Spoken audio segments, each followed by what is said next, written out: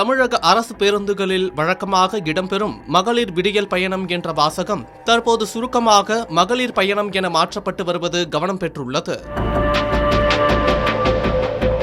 தமிழ்நாட்டில் பெண்களுக்கான கட்டணமில்லா அரசு பேருந்து பயண திட்டமான மகளிர் விடியல் பயணம் 2021 ஆண்டு மே 8ஆம் தேதி அப்போதைய முதலமைச்சர் மு.க.ஸ்டாலினால் தொடங்கப்பட்டது.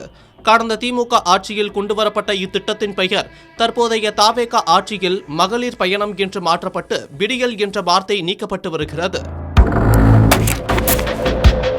பேருந்துகளின் முகப்பு மற்றும் பின்புற பகுதிகளில் உள்ள டிஜிட்டல் டிஸ்பிளே பலகைகள் மற்றும் ஸ்டிக்கர்களில் இருந்து விடியல் என்ற வார்த்தை நீக்கப்பட்டு புதிய பலகைகள் அமைக்கப்பட்டு வருகின்றன.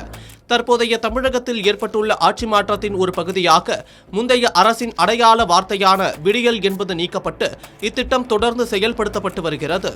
முந்தைய அரசு கொண்டு வந்த திட்டங்களை முழுமையாக முடக்காமல் மக்கள் நலன் கருதி தொடர்ந்து செயல்படுத்தினாலும் அதன் பெயர்களில் உள்ள பிரத்யேக அரசியல் முத்திரைகளை மாற்றுவது புதிய அரசின் உத்தியாக உள்ளது.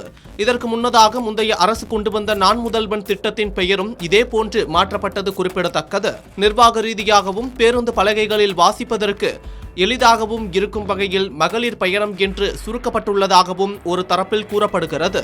தமிழ்நாடு அரசு போக்குவரத்து கழகத்தின் கீழ் இயங்கும் பல்வேறு மண்டலங்களில் இந்த பெயர் மாற்ற நடவடிக்கைகள் மிக தீவிரமாக அரங்கேறி வருகின்றன. குறிப்பாக திருநெல்வேலி, கன்னியாகுமரி, தூத்துக்குடி, மதுரை ஆகிய மாவட்டங்களில் பெரும்பாலான பேருந்துகளில் புதிய பலகைகள் மாற்றப்பட்டுள்ளன. இப்பெயர் மாற்றம் குறித்து திமுகவினர் கண்டனங்களை பதிவு செய்து வருகின்றனர்.